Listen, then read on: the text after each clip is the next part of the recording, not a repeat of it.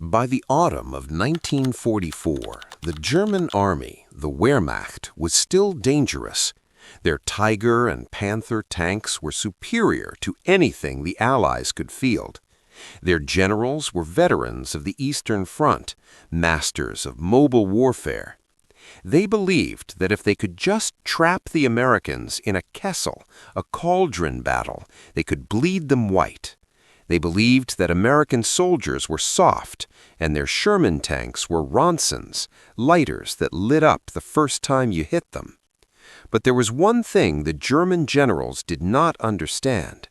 They understood tactics, they understood blitzkrieg, but they did not understand logistics. This is the story of General Hermann Balck, a man who had destroyed entire Russian armies. It is the story of the moment he stood on a hill in Lorraine, looked through his binoculars, and realized the war was lost. Not because he had been outfought, but because he was looking at a column of steel that simply never ended. What did he say when he saw the sheer scale of General George S. Patton's Third Army? And why did that single moment break the spirit of the German High Command forever? September 1944. General Patton is frustrated.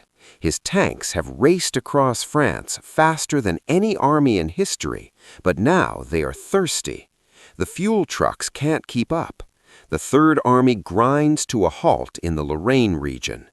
To the Germans, this looked like an opportunity. Hitler ordered a massive counterattack. He scraped together the chaos of his reserves, the 5th Panzer Army. His plan was to slice into Patton's exposed flank and destroy the 4th Armored Division.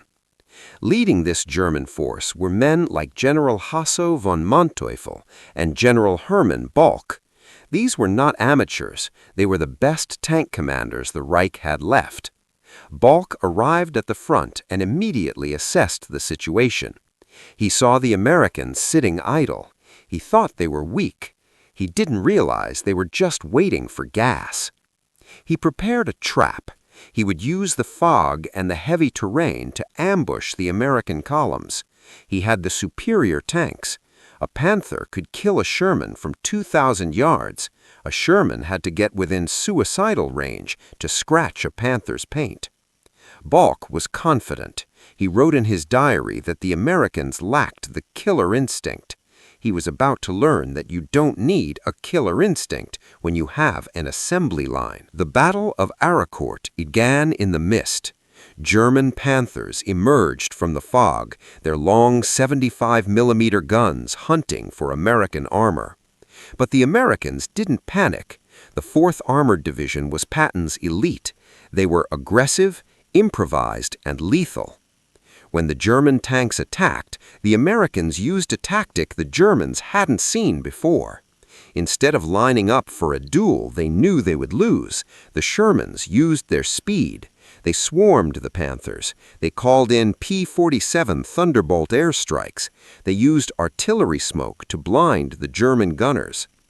General Balck watched from his command post. He was confused. For every Sherman his Panthers destroyed, 2 more seemed to appear from the tree line. He was winning the tactical engagements. His crews were racking up kills. But the American line wasn't breaking. It was bending, absorbing the blows like a giant sponge. Balck ordered more reserves into the fight. He committed his precious tank destroyers. He stripped other sectors of their armor. He was gambling everything on breaking the 4th Armored Division, right here, right now. He believed the Americans must be running out of reserves. In the German army, if you lost 50 tanks, your division was combat ineffective for a month. He assumed the Americans operated by the same rules. He was wrong. It was during a lull in the fighting that General Balck decided to inspect the front lines personally. He drove to a high ridge overlooking the American rear area. He wanted to see the shattered remains of Patton's army retreating. He lifted his binoculars, the fog lifted, and what he saw made his blood run cold. Stretching back to the horizon was a road, and on that road was a solid line of olive drab green. It wasn't just tanks, it was trucks, thousands of 2.5-ton trucks, bumper to bumper. They were carrying fuel, ammunition, spare parts, and fresh crews. Balk saw recovery vehicles towing damaged Shermans back to mobile repair shops. He saw flatbed trailers bringing new Shermans forward to replace the ones he had just destroyed. He watched as an American artillery battery fired a massive volley, then immediately hitched up and moved forward. In the German army, moving artillery took horses and hours. Here it took engines and minutes. He saw the Red Ball Express, the endless conveyor belt of supply that connected Patton's front line directly to the ports of Normandy. In that moment, the tactical situation didn't matter. The kill ratios didn't matter. Balk realized he wasn't fighting an army, he was fighting a factory. He was fighting Detroit. He was fighting Pittsburgh. He lowered his binoculars and turned to his aide. The color had drained from his face. General Hermann Balk, one of the most decorated soldiers in German history, reportedly said, "I can destroy their tanks, I can kill their crews, but I cannot kill their supply trucks. For every one I destroy, they have 10 more. We are not fighting men, we are fighting machines." Later, in his interrogations after the war, he expanded on this thought.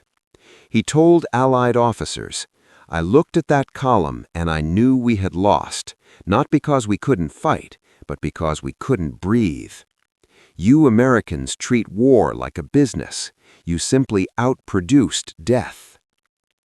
This was the terrifying realization. The Germans treated war as an art form, a duel of skill. Patton treated war as an industrial process. The objective wasn't to be better, the objective was to be more. Patton's philosophy was simple.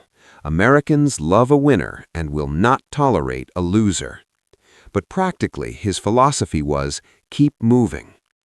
That column Balk saw was the physical manifestation of American doctrine. It was the endless column. It meant an American commander could make a mistake, lose 20 tanks, and have them replaced by the next morning.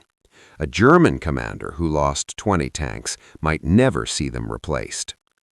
After Arracourt, the German resistance in Lorraine crumbled. Balk's Panzer Army was decimated, not because they didn't fight bravely, but because they were ground down by the sheer weight of metal thrown at them. Patton's Third Army didn't stop. They crossed the Rhine. They drove into the heart of the Reich, and everywhere they went, that column followed them. The fuel trucks, the ammo carriers, the spare tracks. When the war ended, Balk surrendered to the U.S. Army. As he was being driven to a POW camp, his truck passed a massive field depot. It was filled with thousands of unused tanks, jeeps, and airplanes. He just shook his head. The German general saw the future of warfare on that hill in 1944. He saw that courage alone cannot defeat a logistical superpower. He saw that the romantic age of the warrior was over, and the age of the industrial soldier had begun. Patton's column was more than just a supply line. It was a message to the world. The United States doesn't just win battles, it overwhelms them. What do you think? Was it American industrial might or tactical skill that won the war in Europe? Let us know in the comments. And if you want to know why Hitler was terrified of only one American general, click the video on your screen right now. Don't forget to like and subscribe to WW2 History Hub.